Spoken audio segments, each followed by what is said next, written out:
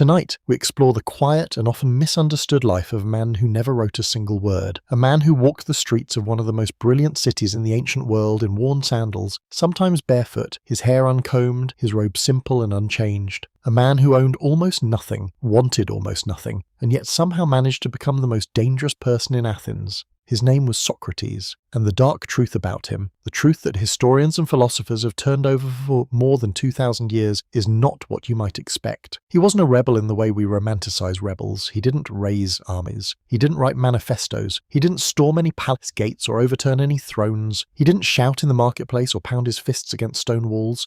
He just asked questions, quietly, persistently, with an expression on his broad, unusual face that seemed to carry equal parts genuine curiosity and a very subtle, very knowing smile. And that, more than swords, more than politics, more than any dramatic act of revolution, is what slowly, gently, and irrevocably brought Athens to the point where it decided this one old man needed to die. So settle in, let the room grow soft around you. There's no urgency here, no rush, only a long, slow walk through dusty Athenian streets and the chambers of a mind unlike almost any other in recorded history. We're going to trace the life of Socrates from the very beginning, from a simple workshop on a quiet street, all the way to a prison cell on a warm spring evening in the year 399, before the Common Era, where a 70-year-old philosopher drank a cup of poison and used his own dying as one final extraordinary teaching moment. And somewhere along the way, we'll discover what the dark truth really was. Do you actually know what you think you know?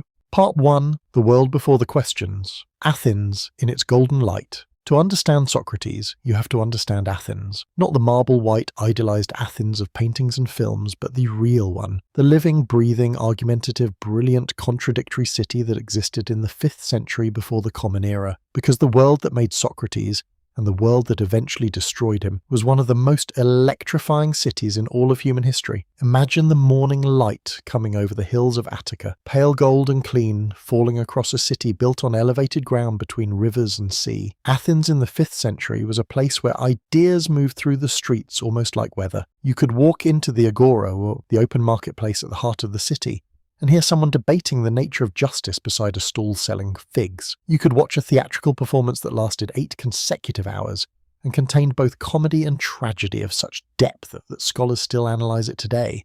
You could attend the assembly, where thousands of male citizens gathered on a hillside called the Pnyx and voted on matters of war and governance and law, shouting their opinions into the open Athenian sky.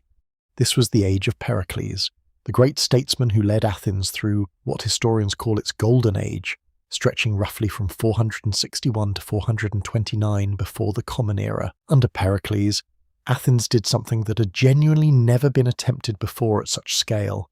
It experimented with democracy, real, participatory, noisy democracy. Citizens were paid to sit on juries. Positions in government were chosen by lot, so even a regular person from a regular family could end up running the state's business. The Parthenon was rising on the Acropolis, its white marble brilliant against the blue sky. The playwright Aeschylus was writing tragedies that still shake audiences today. Sophocles was alive and working. Euripides would follow. Herodotus and Thucydides were shaping the very idea of history as a discipline. Hippocrates was laying the foundations of medicine. The physician, the playwright, the historian, the statesman, all of them alive in the same city, in the same generation, breathing the same air.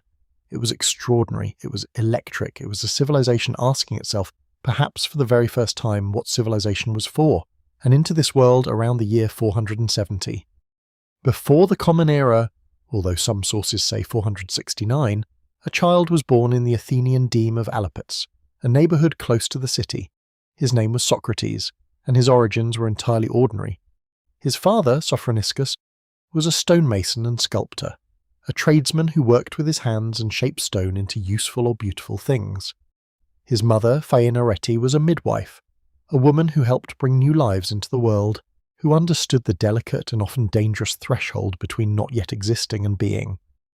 Both parents were Athenian citizens, which meant their son was too, by birth and by right, a full participant in the democratic life of the city.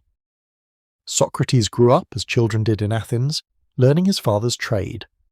Ancient sources suggest he worked as a mason and sculptor for years before turning entirely to philosophy. There's even a tradition, reported by later writers, that a group of statues on the Acropolis, figures known as the Three Graces, were believed in antiquity to have been his work. Whether or not that's true, the image is worth sitting with for a moment. A young Socrates, thick arms and broad shoulders, shaping stone with the patient precision of someone who has learned that the material reveals its own truth only if you're willing to work carefully and wait. He was not handsome, by Athenian standards. Ancient descriptions and the sculptural portraits that survive, most made after his death based on memory and tradition, show a man with a wide, flat face, a broad, snub nose, prominent eyes that seemed perpetually alert and wide, and a stocky body that contrasted sharply with the Athenian ideal of lean, graceful masculinity. Plato himself, writing in the Symposium, recorded others comparing Socrates' face to that of a satyr, one of the half-animal, half-human woodland creatures from Greek mythology, associated with wildness, appetite, and a kind of knowing mischief. His friend Alcibiades, who admired him enormously, compared him to a hollow statue of a satyr that, when opened, would reveal inside it figures of the gods, ugly on the outside, beautiful within, uncomely by appearance, extraordinary by nature. He served in the military, as all Athenian men of his era were required to do between the ages of 18 and 60. He fought as a hoplite, a heavily armoured foot soldier carrying shield, spear and the weight of bronze, in at least 3 of the major campaigns of the Peloponnesian War that consumed Athens and its rival Sparta across the decades of his middle life. He served at Potidaea, at Amphipolis, and at Delium. By all accounts, he was a formidable soldier, calm under pressure, indifferent to physical discomfort, and possessed of a peculiar kind of fearlessness. There's a story from the retreat at Delium, where the Athenian forces were being routed, in which Socrates walked away from the battlefield so slowly and deliberately, turning to face any pursuer with such steady calm that the enemy left him alone. He didn't run, he just walked, and his presence was so unhurried and so assured that it apparently seemed too strange and too dangerous to interfere with. He could also, reportedly, drink anyone in Athens under the table without becoming drunk himself. He could walk barefoot through snow on winter campaigns in the north of Greece without complaint. He could stand perfectly still in a trance of thought for hours at a time, rooted to one spot from morning into the following day, before quietly completing whatever internal journey he'd been on and resuming ordinary conversation as though nothing had happened. He married a woman named Xanthippe, who was considerably younger than him, and who by the account of Xenophon, though Xenophon was never entirely kind in his characterizations, was difficult to live with. She is remembered in history as sharp-tongued and impatient, a woman frustrated by a husband who cared nothing for her income, nothing for social advancement, and who seemed to find everyone else in Athens more intellectually interesting than his own household. They had 3 sons together, Laprocles, Sophroniscus, and Menexenus. Socrates, by his own admission, was not a particularly attentive father. He was in the deepest sense of the word otherwise occupied, because at some point in his life, the exact moment is unclear since Socrates left no writing of his own and the chronology of his inner life can only be reconstructed from accounts written by others. He made a decision that set him apart from almost every other Athenian man of his time and station. He decided that the most important thing in the world was not wealth, or reputation, or power, or even civic duty. The most important thing was knowing how to live well, and he decided that almost no one, including himself, actually knew how to do this, and that this mattered enormously, and that someone ought to do something about it.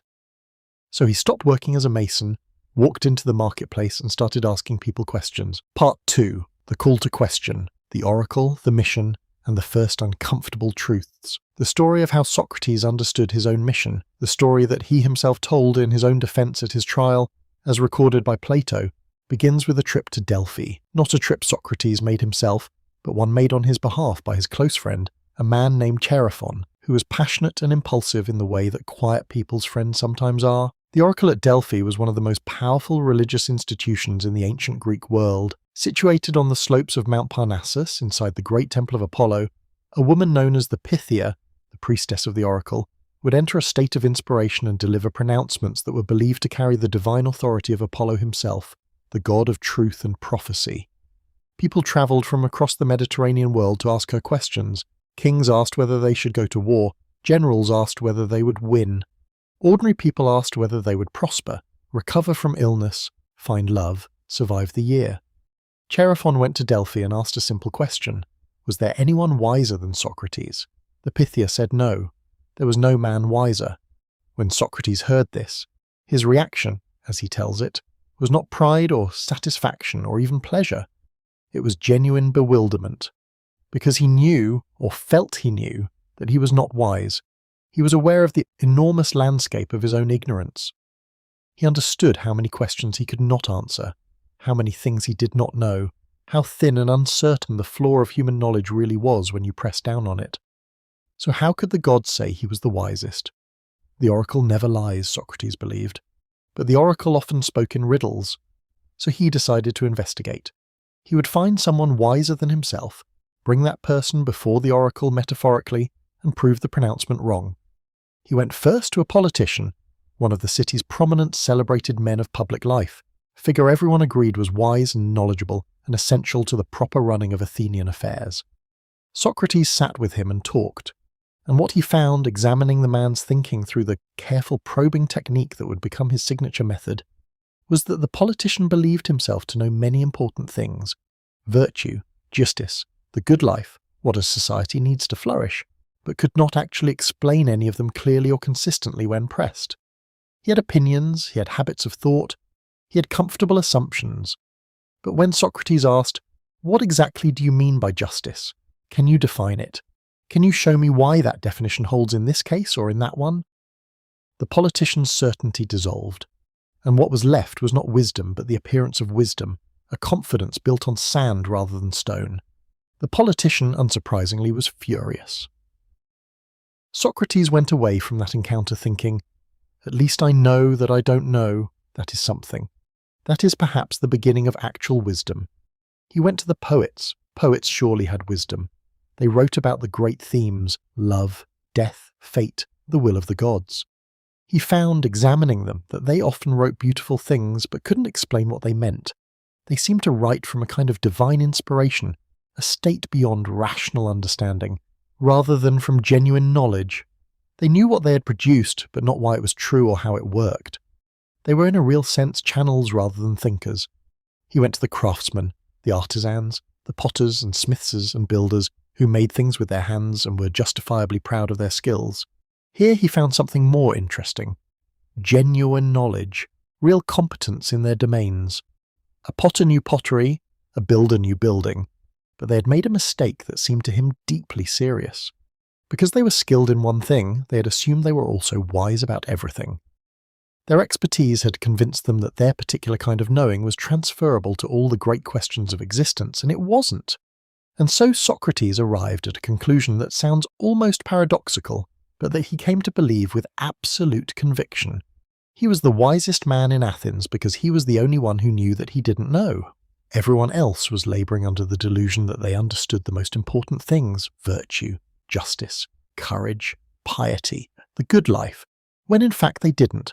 Not really, not deeply, not in any way that could hold up to careful questioning. This was not, Socrates insisted, something he had chosen for himself as a personal hobby. This was, in his understanding, a divine mission. The god Apollo had sent him into the streets of Athens as a kind of gadfly, his own word used at his trial, to irritate and wake the city up.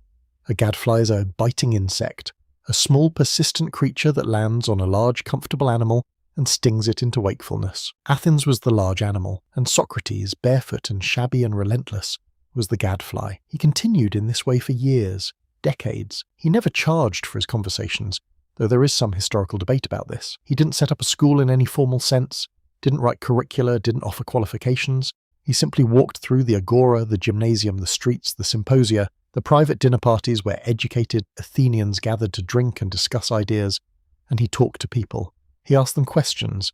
He engaged in what the ancient Greeks called elenchus, a form of interrogation through dialogue, where you take a person's stated belief and examine it carefully from every angle, test it against contradictions, press on its foundations, and see whether it holds. Almost always it didn't. And this was, on one level, extraordinary and clarifying. On another level, it was profoundly uncomfortable for everyone involved. Part 3. The Method and the Magic. How Socrates actually worked. Let's spend some time here in the shade of a Greek afternoon watching Socrates work, because the Socratic method, the technique that bears his name and that law professors still use today in first-year classrooms, that therapists echo in some forms of counselling, that educators try to replicate in discussion-based learning and environments around the world, is one of the most remarkable intellectual tools ever developed, and understanding it is essential to understanding why it eventually got him killed. The method was deceptively simple. Socrates would approach someone, often someone with a clear public reputation for expertise or wisdom in some domain. He would claim ignorance.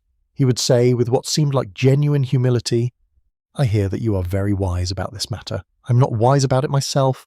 Could you perhaps help me understand it? Could you perhaps explain it to me?" And then the person would explain it. They would offer their definition, their view, their confident assertion. And Socrates would listen and nod and then say, "That's very interesting. Let me make sure I understand. Does that mean that in this case, where this specific thing happens, your definition still holds?" And the person would think about it. Usually yes, they'd say. Usually it still holds. And then Socrates would produce a specific case where it didn't.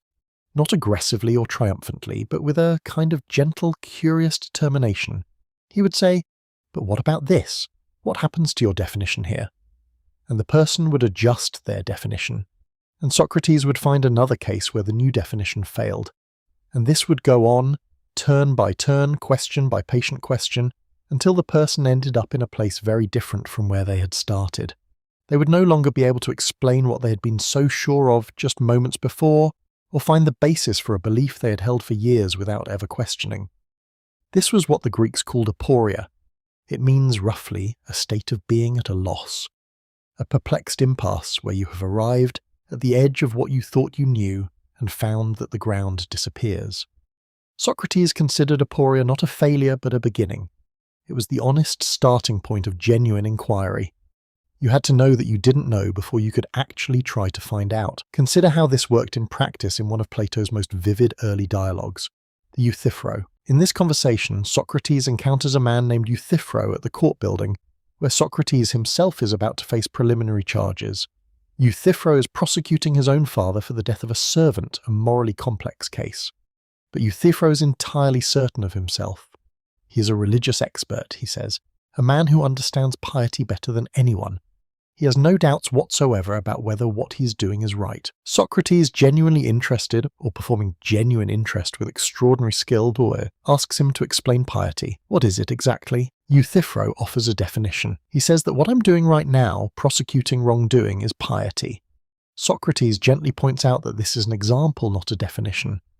What is the quality itself that makes something pious? Euthyphro tries again. Piety is what is dear to the gods. Socrates points out that the gods disagree with each other, so the same act might be dear to some gods and hateful to others. Euthyphro refines. Piety is what all the gods agree on. Socrates asks, do the gods love it because it is pious, or is it pious because the gods love it? This question, simple on its face, devastating in its implications, unravels the entire structure of Euthyphro's certainty. He can't answer it. He can't anchor his belief anywhere solid. The dialogue ends with Euthyphro finding an excuse to leave, and Socrates, left alone, seems unsurprised. This is how the Socratic method actually worked, not by providing answers, but by dismantling the false confidence that prevented people from truly searching for them. It was like pressing on a wall that everyone assumed was solid and discovering that it was made of paper. The wall had been there so long, had been so rarely questioned, that everyone had forgotten it was not stone. There is something else important to understand about how Socrates conducted these conversations. He never claimed the correct answer himself. He didn't sit at the end of the dialogue and say, "Right, I've shown you the problem with your view, here's the truth." He maintained consistently that he himself was still searching.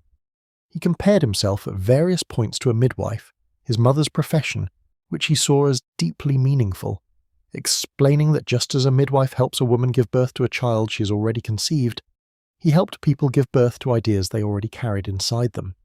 He delivered understanding, he said, but the understanding was always the other person's own. He couldn't teach what he knew because he insisted he didn't know anything worth teaching.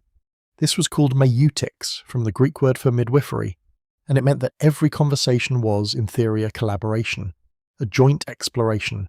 Socrates as the curious companion, the fellow traveller, the partner in puzzlement rather than the superior dispensing wisdom from on high.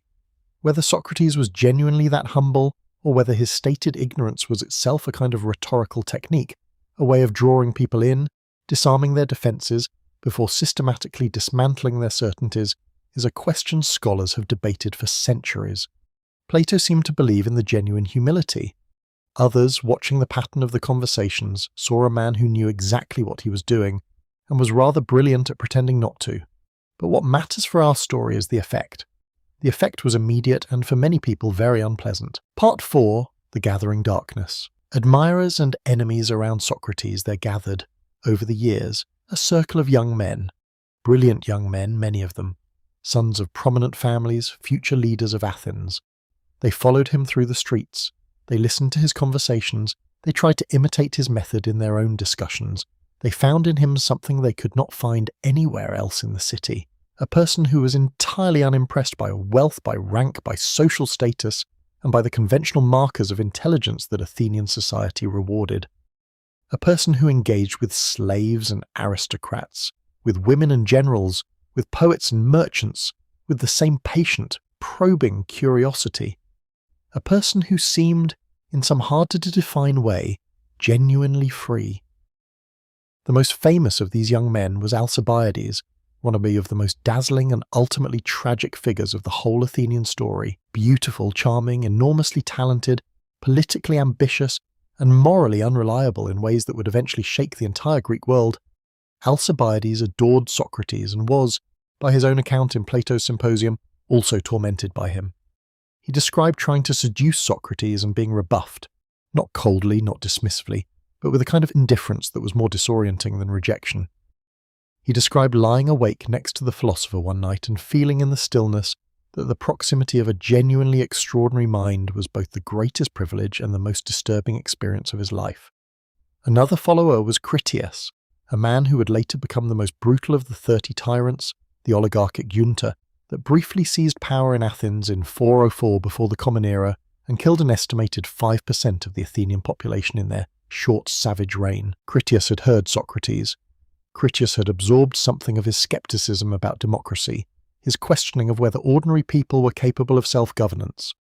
And then Critias had gone somewhere with that skepticism that Socrates himself would never have gone, toward violence, toward oppression, toward the complete dismantling of the democratic system that Athens had built.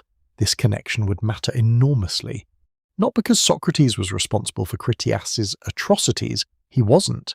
He explicitly did not endorse violence or tyranny, but because the association existed, and because in the politically raw and fearful years after the 30 tyrants were overthrown and democracy was restored, the shadow of that connection fell across Socrates like something he could not argue his way out of. But we're getting ahead of ourselves. Let's stay for a moment in the years when the conversations were still just conversations, when the trouble was still relatively quiet. The people Socrates embarrassed, and there were many of them, didn't just go home and feel privately humiliated. They talked, they complained. They built, over years of accumulated resentment, a picture of Socrates that was very different from the image his admirers carried. They called him a sophist, the most damaging intellectual insult of the era. The sophists were a group of travelling teachers who charged fees for instruction in rhetoric and argumentation, and who were widely accused of making the weaker argument appear the stronger, of using logical-sounding language to reach conclusions that were in fact wrong, dangerous, or self-serving. They were seen as intellectual hired guns, morally relativistic mercenaries of thought who would argue any position for enough money. Socrates was not a sophist. He did not charge fees. He did not teach rhetoric for the purpose of winning arguments rather than finding truth. He explicitly criticized the sophists in his conversations, but the distinction, to an irritated Athenian politician, or a humiliated general who had just been made to look foolish in front of his friends, was an abstraction. Socrates made people feel foolish. Sophists made people feel foolish. Close enough. And then in 423, before the Common Era, when Socrates was roughly 46 years old, a comedian named Aristophanes put him on stage. Aristophanes was one of the great comic playwrights of ancient Athens, a writer of extraordinary wit and savage satirical intelligence. His play, The Clouds, was performed at the City Dionysia Festival, the major annual theatrical competition, before the full audience of Athenian citizenry. And in it, Socrates is presented as a ridiculous and sinister figure, a man who hangs in a basket above the stage gazing at the sky and pretending to observe nature, who runs a thinking shop where students pay to learn how to make the worse argument sound better, who has rejected the traditional gods in favour of abstract entities like clouds and whirlwinds, and whose teaching corrupts the sons of decent Athenian families into becoming ingrates and schemers. The play was not, by Aristophanes' usual standards, a hit. It came in last place at the competition that year, and its portrayal of Socrates was, by any scholarly assessment, deeply unfair, a deliberate caricature that conflated him with the sophists he actually opposed, and attributed to him beliefs and practices he explicitly did not hold. But the image stuck, not because people remembered the play forever in detail, but because the play crystallized a set of anxieties about Socrates that already existed in the culture, and gave them a shape, a story, a face. And Socrates himself, in his defense speech at his trial 24 years later, would refer to Aristophanes by name as one of the sources of the false reputation that had made him vulnerable. Somewhere in the city, in those years between the play and the trial, the resentment was quietly gathering momentum. Not dramatically, not all at once, but slowly, the way water wears at stone, gently, persistently over time. Part 5. The Shadow. Years. War, tyrants, and the wound in Athens. Athens did not descend into its crisis with Socrates in a vacuum. The context matters enormously, and it is worth dwelling here in the shadow of the decades that preceded his trial. The Peloponnesian War and the long, exhausting to devastating conflict between Athens and Sparta and their respective allies ran from 431 to 404 before the Common Era. It was the defining catastrophe of Socrates' adult life, the terrible background against which all his conversations and all the city's intellectual flourishing took place. It bled Athens of lives, of resources, of confidence, of the expansive, golden sense of itself as the centre of civilization that the age of Pericles had produced. It ended with Athens defeated, Sparta victorious, and the imposition, at Spartan demand, of the government of the 30 tyrants, a council of 30 men, dominated by Critias and Charmides, who ruled Athens with terror and bloodshed for 13 months before being overthrown. In those 13 months, the 30 killed approximately 1,500 Athenian citizens.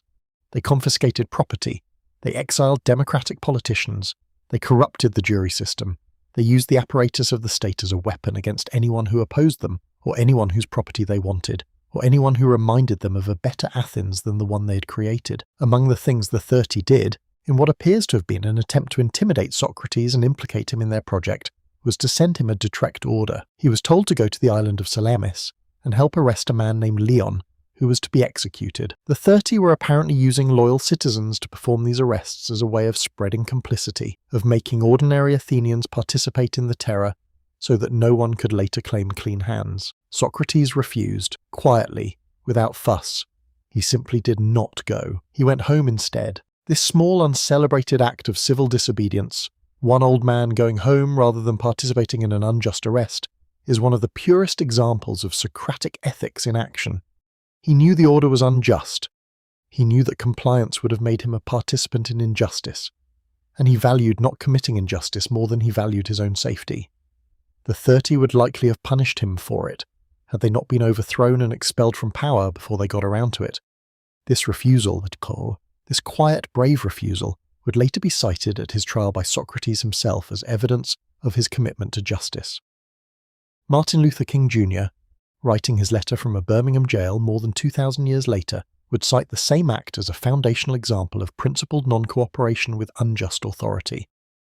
But here's the complication that shadows everything. When democracy was restored in 403, before the Common Era, Athens passed a general amnesty. Citizens were legally prohibited from prosecuting each other for actions taken before or during the period of the 30 tyrants. The goal was reconciliation. A society that had been torn apart by civil conflict needed to find a way to live together again, and that required, however painful, letting certain grievances go. But the wounds were real. The fear was real.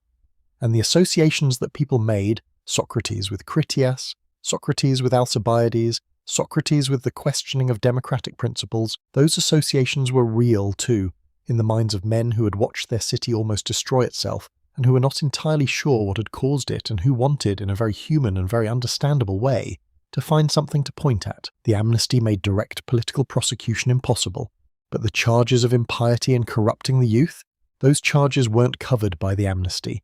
Those charges pointed at Socrates' philosophical activity, the conversations, the questions, the young men who gathered around him, rather than at specific political acts during specific political events. Those charges were available, and in 399 before the Common Era, 4 years after the restoration of democracy, someone used them. Part 6. The Accusation, 3 Men, and the Weight of Athens. The formal accusation against Socrates was brought by a man named Meletus, a poet, young, relatively unknown, described by Socrates at his trial as having a hook nose, straight hair, and an aquiline face. Meletus was, most scholars believe, a front man. The real force behind the prosecution was a man named Anytus, and behind Anytus stood a third man, Lycon, a rhetorician and a democrat. Anytus was a significant figure. A politician of the restored democracy, a man from a family of tanners, he'd been a leader of the democratic resistance against the 30 tyrants and had real political weight in the Athens of 399. He had personal grievances against Socrates as well. There is a passage in Plato's dialogue Meno where Socrates offends Anytus by speaking dismissively of the great Athenian statesmen, men like Pericles and Themistocles, suggesting that even these celebrated leaders had not managed to pass their civic virtue onto their own sons, and therefore perhaps their virtue was not something that could be taught or that they genuinely understood. Anytus, who venerated these men, and whose own political identity was bound up with democratic Athens and its traditions, took this personally, very personally. There's also the matter of Anytus's son. Several ancient sources describe Socrates as having had interactions with the son of Anytus, encouraging him away from following his father into the family trade of leatherworking and toward broader intellectual pursuits. Whether this was a positive influence on the young man or something that damaged him, or more precisely, whether Anytus viewed it as damage regardless of its actual effect, seems clear. Anytus blamed Socrates for drawing his son away from the respectable path the father had intended for him.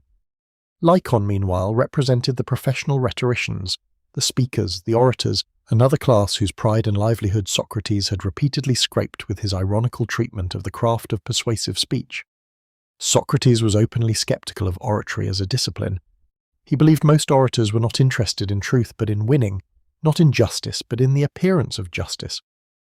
This did not endear him to people whose professional identity was built on the skill of public speaking. And Meletus, who brought the charges formally, represented, in Socrates' own words at his trial, the poets, a group also stung by Socrates' treatment of poetry as a form of divine inspiration rather than genuine wisdom. The formal charges, as preserved in ancient records, read approximately as follows. Socrates is guilty of refusing to acknowledge the gods recognized by the state and of introducing new and different gods. He is also guilty of corrupting the youth of Athens. 2 charges, impiety and corruption of the youth. The first charge, the religious one, had some political mileage even if its foundations were shaky. Socrates had, throughout his life, spoken of a daemon, an internal voice, a kind of divine inner signal that he described as warning him away from certain actions without commanding him to take specific ones. This was not the same as rejecting the gods. He participated in religious customs, made sacrifices, engaged in the ordinary piety of Athenian life. But the daemon, this mysterious private connection to the divine, could be construed as introducing a novel religious element, a personal relationship with the supernatural that bypassed the city's official religious structures. That was, at least, the prosecution's argument. The second charge, corrupting the youth, was the more potent one, for the simple reason that everyone in Athens knew who some of those young men were and what had become of them. Alcibiades had been a follower of Socrates. Alcibiades had also betrayed Athens spectacularly during the Peloponnesian War, switching allegiances between Athens, Sparta and Persia with a mercurial opportunism that had cost Athens dearly. Critias had been influenced by Socrates. Critias had led the most bloodthirsty oligarchic coup in Athenian memory. These facts were known. The amnesty prevented direct reference to them in court, but they existed in the minds of the 500 jurors who would decide Socrates' fate. They were, as one scholar has called it, the undercurrent that the prosecution could not name but did not need to name. The trial of Socrates took place in the early spring of 399, before the Common Era, at the court of the Heliaia, Athens' largest judicial venue. 501 male citizens, chosen by lot, served as the jury, because this was Athenian democracy. and 500 men deciding a matter was more democratic than one judge, even if it was also more subject to the currents of public feeling. The prosecution had 3 hours, measured by a water clock, to make its case. Then the defense had 3 hours. No transcript of the prosecution's argument survives.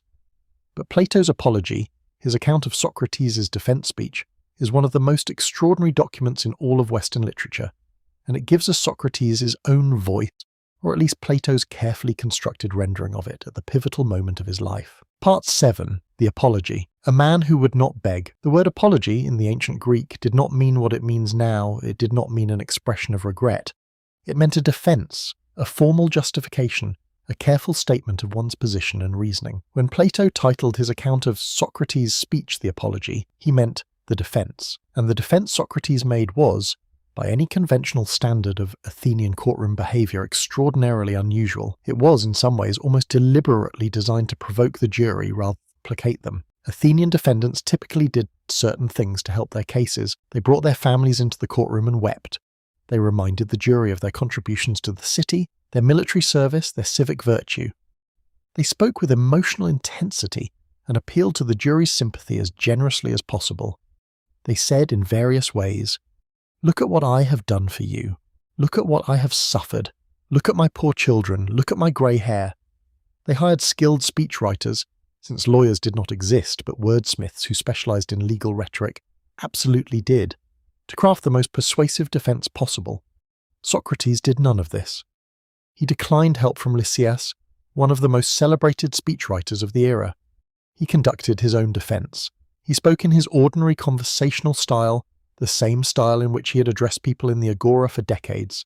He acknowledged that the jury might find this unusual and asked them, with a certain gentle confidence, to pay attention to whether what he was saying was true, rather than whether he was saying it in a particularly moving or impressive way. He told the story of the oracle, the story of his mission, the story of the gadfly sent to sting the horse of Athens into wakefulness. He insisted he had spent his life in service to the city and to the god, that his examination of Athenian beliefs was a divine calling rather than a personal eccentricity. He cross-examined Miletus in open court, leading him through questions that exposed the logical contradictions in the charge of impiety, pointing out that Miletus had accused him of both atheism and of believing in new divinities, two positions that could not coherently coexist. He was sharp, he was precise, and he was, by the ancient accounts, occasionally witty in a way that delighted his supporters and irritated those who were already inclined against him. And then he said something that, by any calculation, did not help him. He told the jury that he intended to keep doing exactly what he had always done, even if they let him go. He said, and this is Plato's Socrates speaking, so we must acknowledge the interpretive distance, that an unexamined life is not worth living, that his mission was too important to abandon for the sake of personal safety, that he would rather die having been faithful to the god than live having compromised his philosophical practice. He told them, in effect, that if they convicted him and gave him the opportunity to choose exile or silence as alternatives to death, he would refuse. Because he could not stop doing what he believed he had been sent to do, the jury convicted him by a vote of 280 to 221, a margin of about 30 votes out of 500. He was guilty, narrowly, but guilty. Then came the phase of the trial where both sides proposed a penalty and the jury chose between them. The prosecution proposed death.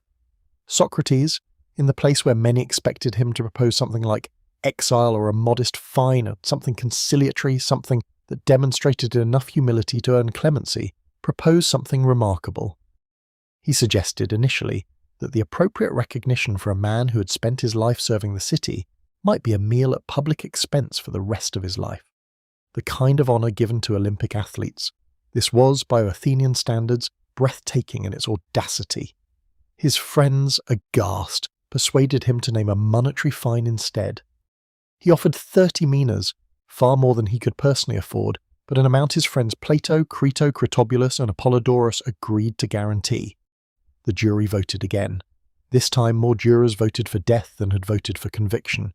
The margin widened. It was as though Socrates' own demeanour during the penalty phase had, to those watching, confirmed something they suspected, that this man would never stop, would never concede, would never give ground, and that if they wanted the questioning to end, they would have to end it permanently. Part 8. The 30 days between verdict and death. There was a delay.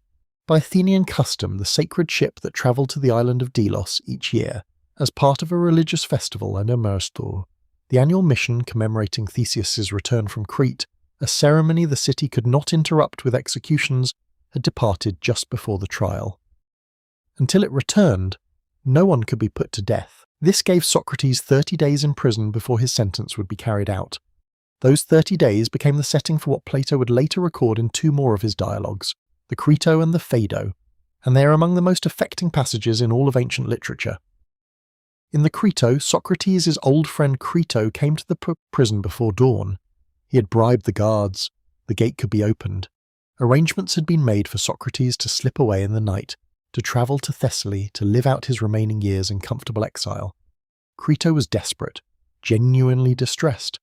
He could not bear the idea of losing his friend. He argued with real feeling that Socrates had an obligation to his children, an obligation to his friends, an obligation to not hand his enemies the satisfaction of watching him die.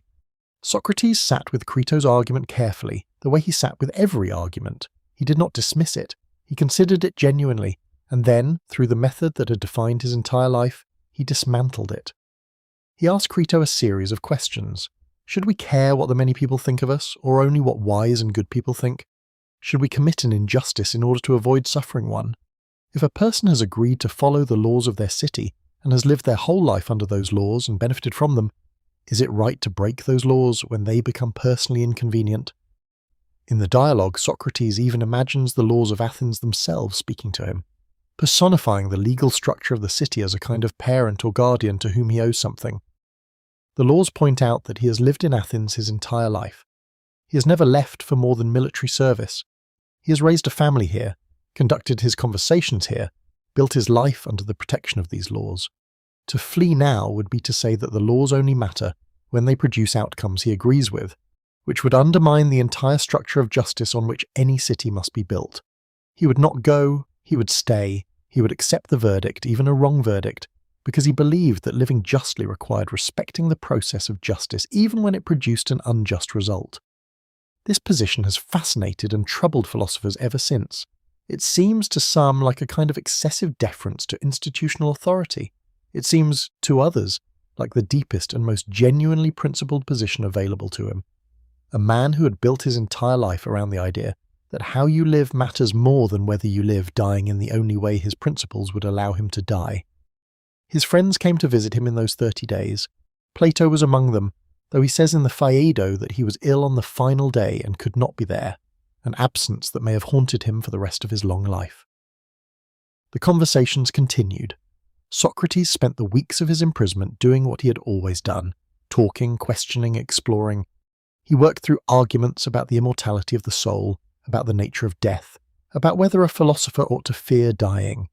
He played music, something he had apparently taken up in response to a recurring dream, and composed poetry. He was calm, not the performed theatrical calm of someone trying to project dignity, but the genuine, settled calm of a man who had thought carefully about death for a very long time and had arrived at a position of real equanimity regarding it. He believed and argued extensively in these final conversations that the soul was distinct from the body, and that death, being the separation of the soul from the body, was not something a philosopher who loved wisdom should fear. Wisdom, he argued, was essentially the practice of separating the soul from the body's distractions while still alive. Death was just the permanent achievement of what philosophy aimed at. He bathed on the morning of his death. Not for his own comfort, he was indifferent to such things, but so that the women who prepared bodies would not have to clean him after. He said goodbye to his wife Xanthippe and his sons, and then his friends gathered around him in the prison cell, and the jailer came, and there was a cup. Part 9. The final lesson. Death by hemlock and the last words of Socrates. Plato's Phaedo, the dialogue that records the final hours and death of Socrates, is narrated by a man named Phaedo, who was present, to a group of friends who were not. It opens with Phaedo describing the strange contradictory feeling of that day. Grief and something else, something harder to name, something like wonder, something like inexplicable lightness, because Socrates himself, surrounded by people weeping, was calm and present and even at moments gently playful. He drank the hemlock without hesitation. The hemlock, a preparation made from the seeds of the poison hemlock plant ground and mixed with liquid, was the method of execution reserved for Athenian citizens condemned by their peers. It was considered a dignified death, a citizen's death. The jailer who brought the cup was moved to tears. He told Socrates he was, in all his experience with condemned men, the noblest and gentlest and best he had ever encountered. Socrates drank. He walked about the cell for a while as the attendant instructed him to. Then, when he said his legs were growing heavy, he lay down on his back. The numbness crept upward, from his feet through his legs toward his torso. Plato's account describes it as the gradual stilling of a body, rising from below, moving steadily toward the heart. His friends wept around him. He asked them not to.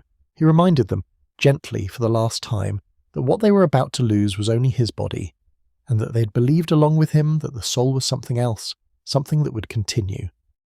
If they truly believed what they had spent the morning discussing, then weeping for his death was a kind of inconsistency. And then he said something. His last words, as recorded by Plato, have puzzled and fascinated scholars for more than 2,000 years. He uncovered his face and said to Crito, "We owe a cock to Asclepius. Pay the debt and do not neglect it. Asclepius was the god of healing." The custom, when someone recovered from illness, was to sacrifice a rooster to him in thanks. What did it mean? Interpretations have accumulated like layers of sediment over centuries. Some scholars have suggested Socrates meant that death was a healing, that the soul, finally freed from the body's prison of appetite and distraction, was being cured of the sickness that physical existence represented. Others have proposed he meant the hemlock itself was a kind of medicine, the cure for an old man's slow deterioration. Others still have suggested he was making a final ironic gesture toward life, that life itself was the disease, and death the welcome remedy. Friedrich Nietzsche, a German philosopher from the 19th century, saw it as a pessimistic statement that Socrates thought life was a burden and his death was a relief. More recent scholars have pushed back on this reading, suggesting it distorts both the Platonic context and the character of the man Plato spent his life commemorating. Some have suggested, more quietly and more poetically, that the sacrifice to Asclepius was a thank you, for the conversation, for the clarity, for the amazing gift of a life spent talking about philosophy, ending cleanly, without compromise, and with friends. Crito promised to pay the debt. He asked if Socrates had anything else to say. There was no reply. A slight movement, and then the jailer came and uncovered his face and found his eyes fixed. Socrates was gone. Part 10. The dark truth gently revealed what it was really about. We've been walking toward this for a long time, the dark truth of Socrates. Here it is. It was not that he was evil. It was not that he was a genuine threat to Athenian religion or a genuine corrupter of Athenian youth in any meaningful sense. The young men who gathered around him did not become criminals or blasphemers because of him. The vast majority of them simply became thoughtful people, which, in a city increasingly suspicious of thought, was a problem in itself. It was not that he was mentally unwell or deluded, or in the grip of a mission that was fundamentally confused. By every account, including the account of his enemies, Socrates was one of the clearest thinkers who ever lived. He simply thought more carefully, and was more honest about what that thinking revealed than almost anyone around him could comfortably tolerate. The dark truth is this: he had spent decades revealing, with patient and undeniable precision, that the foundations of what most people believe to be most important, their confidence in their own wisdom, their certainty about virtue and justice and piety, their assurance that they knew what a good life looked like, were in fact not solid at all, were in fact largely unconsidered, were in fact a very convincing performance of understanding rather than understanding itself. And that is a deeply, deeply uncomfortable thing to be told. Not once, not privately, but repeatedly, publicly, over decades, in a city where reputation and the appearance of wisdom were directly tied to political power, social standing, and a person's sense of their own worth. The men who brought charges against Socrates were not, at their core, defending Athens' gods or protecting its youth.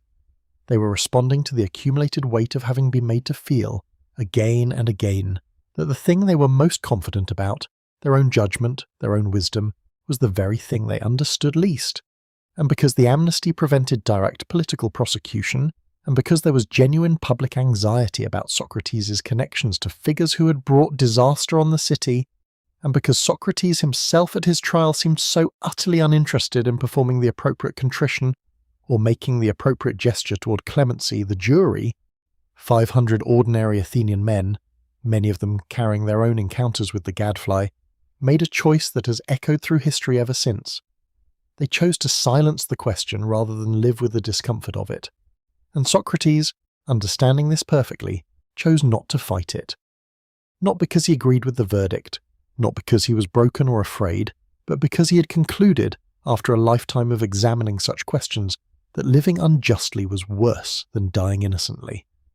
He accepted the hemlock with the same equanimity he had brought to every conversation, every cold winter campaign, every long night of sleepless thought. He drank, he lay down, he waited, and the question he had spent his life asking did not die with him. Part 11, After Socrates, the flame that would not go out. Plato was not in the room when Socrates died, but the loss of his teacher was, by every account, one of the formative catastrophes of his life. He was in his late 20s, a young man of aristocratic family, who had been considering a career in politics before the encounter with Socrates redirected everything. The death of Socrates, the sight of democracy executing its wisest citizen, convinced Plato, with the force of something witnessed and never forgotten, that most societies were governed not by reason but by ignorance and fear, that the philosopher and the politician were natural enemies, and that if wisdom was to survive in the world, it had to be actively protected and cultivated through dedicated institutions. He travelled. He went to Sicily, to Egypt, across the Mediterranean world of that era. And when he returned to Athens, around 387 before the Common Era, he founded the Academy, a school of philosophical inquiry housed in a grove sacred to the hero Academus, outside the city walls of Athens. It was one of the earliest institutions of higher learning in Western history. Plato ran it for nearly 40 years, until his death around 348 before the Common Era. At the Academy, Plato taught. He wrote his dialogues, more than 30 of them survive, in which a character named Socrates appears as the central figure, the questioner, the guide. In the early dialogues, scholars believe, Plato was attempting to preserve the actual views and methods of the historical Socrates as faithfully as he could. In the middle and later dialogues, the character of Socrates becomes increasingly a vehicle for Plato's own developing philosophical system, the theory of forms, the philosopher king, the immortal soul, the relationship between appearance and reality. Plato used the name of Socrates to carry his own ideas forward, a tribute and a continuation simultaneously. One of Plato's most brilliant students at the Academy was Aristotle, a young man from Macedonia who arrived as a teenager and studied there for 20 years until Plato's death. Aristotle went on to found his own school, the Lyceum, and to build a philosophical system so comprehensive and so influential that his works shaped medieval Islamic scholarship, medieval Christian theology, the European Renaissance, and the early development of modern science. Aristotle taught Alexander the Great, and Alexander in turn conquered a vast swath of the known world, spreading Greek language and culture, including the philosophical traditions rooted in Socratic questioning, across 3 continents. The chain is remarkable. Socrates, the barefoot stonecutter's son who never wrote a word, Plato, who wrote everything down, Aristotle, who systematized and extended, Alexander, who spread it all across the world, a single line of intellectual inheritance, each link made possible by the one before it. Every major philosophical school of the ancient world that emerged in the generations after Socrates was founded by one of his followers or one of their followers.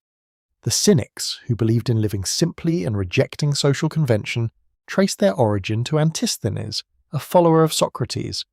The Cyrenaics, who argued that pleasure was the highest good, were founded by Aristippus of Cyrene, also a follower.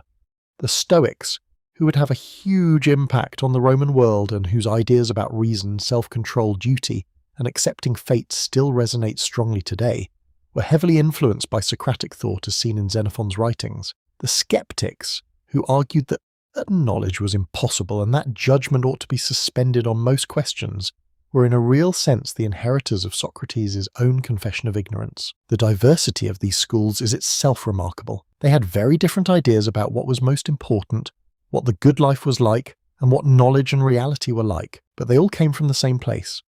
A method, a way of thinking about questions, and a refusal to accept comfortable truths without questioning them. They all, in different ways, asked the Socratic question. In the centuries that followed, Socratic thought moved through the Islamic world, translated and debated by scholars like Al-Kindi and others, who found in his ethics a resonance with values they recognized and respected. In the Christian tradition of the Middle Ages, theologians tried to bring together Socratic questioning and revealed faith. They used the method, but sometimes disagreed with its conclusions. In the Renaissance, the recovery and retranslation of the Platonic dialogues was one of the intellectual events that helped start the great intellectual and artistic explosion of that time. Benjamin Franklin, in the 18th century, wrote in his autobiography that one of his personal models for humility was Socrates. Martin Luther King Jr., in the Birmingham jail letter, cited Socrates' refusal to follow an unjust order as a precedent for civil disobedience. The Socratic method is used today in law schools across the world, in philosophy departments, in medical education, in some forms of psychotherapy. It has been adapted, extended, modified, and applied to contexts Socrates never imagined. But its core remains unchanged. Ask the genuine question, press on the uncertain foundation, be honest about what you don't know, and let the examination begin. Alfred North Whitehead, a British philosopher from the 20th century, once said that the whole history of Western philosophy could be summed up as a series of footnotes to Plato. What Whitehead meant was that almost everything philosophers have talked about since then, such as knowledge, reality, justice, the soul, the good life, the nature of God, and the structure of the self, was first brought up as a set of problems in the Platonic dialogues. And the Platonic dialogues begin with Socrates. Every footnote traces back to that barefoot figure in the agora turning to one more Athenian citizen and saying, "Tell me, what exactly do you mean by that?" Part 12, the quiet lesson, what Socrates still asks of us. There's something I want to offer here, at this ateo and quiet hour. As the story settles around us and the weight of 24 centuries of thinking about this one man begins to ease a little, Socrates never claimed to have solved anything. This is important. In almost all of the dialogues attributed to him, including the earliest ones, the ones scholars believe are closest to the historical Socrates, the conversation ends in aporia. It ends in the honest acknowledgement that the question has not been resolved. Virtue has not been defined. Piety remains elusive. Courage resists clean articulation. Justice continues to present new problems at every turn. What Socrates gave Athens, what he offers us still, was not answers. It was a quality of attention, a way of sitting with a question without rushing to the nearest comfortable exit, a willingness to feel genuinely unsure, genuinely confused, genuinely in the middle of something difficult, and to recognize that as the appropriate starting place for anything that deserves to be called understanding. He also gave something else, something quieter, and perhaps even more radical. He modelled what it looks like to live according to your convictions, not loudly, not with self-righteousness, not with the satisfaction of someone who thinks they've worked everything out, but with the steady day-by-day commitment of a person who has examined what they believe and found reasons, however fragile and provisional, to act on it. He walked barefoot through the streets because he didn't care about appearance. He questioned powerful men because he thought their certainty was dangerous. He refused unjust orders because he had concluded that participating in injustice was worse than any personal consequence. He drank the hemlock because he had decided that fleeing the consequences of his principles was not consistent with having principles at all. He lived as he thought, and he died as he lived. Perhaps that is the deepest dark truth of Socrates, darker and quieter than any conspiracy, darker than any plot, darker than political persecution or religious anxiety or wounded pride. The dark truth is simply that a society finds a way sooner or later to selenize the person who asks it to honestly examine itself, not through dramatic villainy or coordinated malice, but through the ordinary human preference for comfort over clarity, for reassurance over inquiry, for the settled feeling of knowing over the unsettling experience of finding out. The dark truth of Socrates is the dark truth of every age that has found a way to quiet its most honest voices. And the reason we still talk about him, the reason this conversation is happening now, more than 2,400 years later, in the quiet of wherever you are listening, is because the question didn't stop when he did, because Plato kept writing, because Aristotle kept thinking, because every student who has ever sat in a philosophy class and been asked to define justice, every law student who has ever been walked through a Socratic examination of their assumptions, every person who's ever paused in the middle of a certainty they have always held and thought, but wait, do I actually know this? All of them are, in some small and real way, still in that agora, still under the pale Athenian sky, still in the presence of that short, broad, barefoot, extraordinary man, who is still asking, with the gentlest and most unsettling of smiles, the only question he ever really meant. What do you actually know? And more importantly, how do you know it? Part 13, a final walk through Athens, imagining him one more time. Let's close with an image, an imagined moment drawn from everything the ancient sources give us, assembled into something we can hold. It's a morning in Athens. The sun is barely up. The sky over the Acropolis is turning from pale grey to the colour of watered honey. The great Parthenon, still relatively new and blindingly white in those years, catches the first light and seems to glow with it. The agora is beginning to fill, traders arriving with their goods, potters setting up their wares, the smell of bread baking somewhere nearby, the sound of voices, the shuffle of sandals on worn stone. Through the east entrance of the marketplace walks a short, heavy-set man, barefoot. His robe is simple, undyed wool, the same robe he has worn for years. His hair is unkempt. His face, broad and unusual, carries an expression that is hard to name. Not quite a smile, not quite seriousness, but something in between. Something that looks like a person perpetually on the verge of discovering something interesting. He stops near a man examining a display of pottery. He says, "Excuse me, do you have a moment?" The man looks up, perhaps warily. He has perhaps heard about this particular figure. Perhaps he has been approached before. And Socrates says, "I've been thinking about courage. What would you say courage actually is?" And the man, who perhaps expected to sell a pot this morning, finds himself instead drawn into something he can't quite name but can't quite refuse either. Because there's something in the question that pulls at him. Something that makes him feel, dimly and uncomfortably, that he might not know the answer as well as he thought. And the conversation begins. As it has begun every morning for years. As it would keep beginning in different forms and different cities and different centuries, for as long as there are people willing to ask, honestly and without defensiveness, what they actually know. The sun climbs higher over Athens. The questions keep moving through the morning air, and somewhere still the barefoot philosopher is listening. And that's where we'll rest tonight. We've walked a long road together, from a stonemason's workshop in Alapes to the shimmering agora of Golden Age Athens, through decades of conversations that quietly unsettled one of the most brilliant cities in history, all the way to a prison cell where an old man drank his death with the calm of someone who had been thinking about this moment for a very long time. Socrates was not a saint. He was not a martyr in the way we sometimes prefer our martyrs. He was a difficult man in some ways, disruptive, unconventional, genuinely indifferent to the feelings of people whose certainties he pressed upon. He was also by every account deeply honest, deeply committed, possessed of a curiosity so genuine and so patient that it amounted, in its effects on those around him, to a kind of generosity. The dark truth of his story is not a horror. It is something quieter and in some ways more instructive than horror. It is the story of what happens when a society decides that the discomfort of honest self-examination is more than it wants to pay. And it is the story of what happens after. How the questions don't die with the questioner. How they find new forms and new voices and new context. How they travel through centuries and arrive, still alive, still pressing, still genuinely unsettling in the minds of people who had never heard of Athens or Hemlock or the Oracle at Delphi. Perhaps the most quietly unsettling truth of all is this.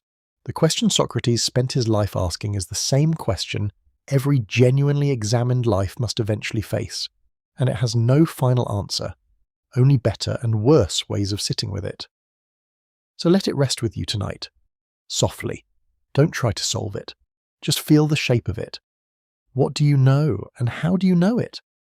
Let those two questions float gently into the space behind your eyes as the night settles in around you. Let them be companions rather than demands. Let them be the quiet hum of a conversation that has been going on, in one form or another, for more than 2,000 years and hasn't finished yet. Good night. And if you found something here worth staying awake for, even a little something, even just the image of a barefoot philosopher in a sunlit marketplace asking one more person one more genuine question, then please do consider hitting like and subscribing to Snorlax Sleep Stories. It means the world, honestly, and it helps this little channel keep the lamp burning and the stories coming. Leave a comment and tell me where you're listening from tonight, and whether you think Socrates made the right choice in the end, accepting the hemlock rather than running.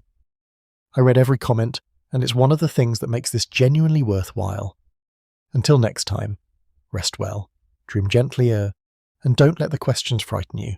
They're just the mind doing what it was always meant to do.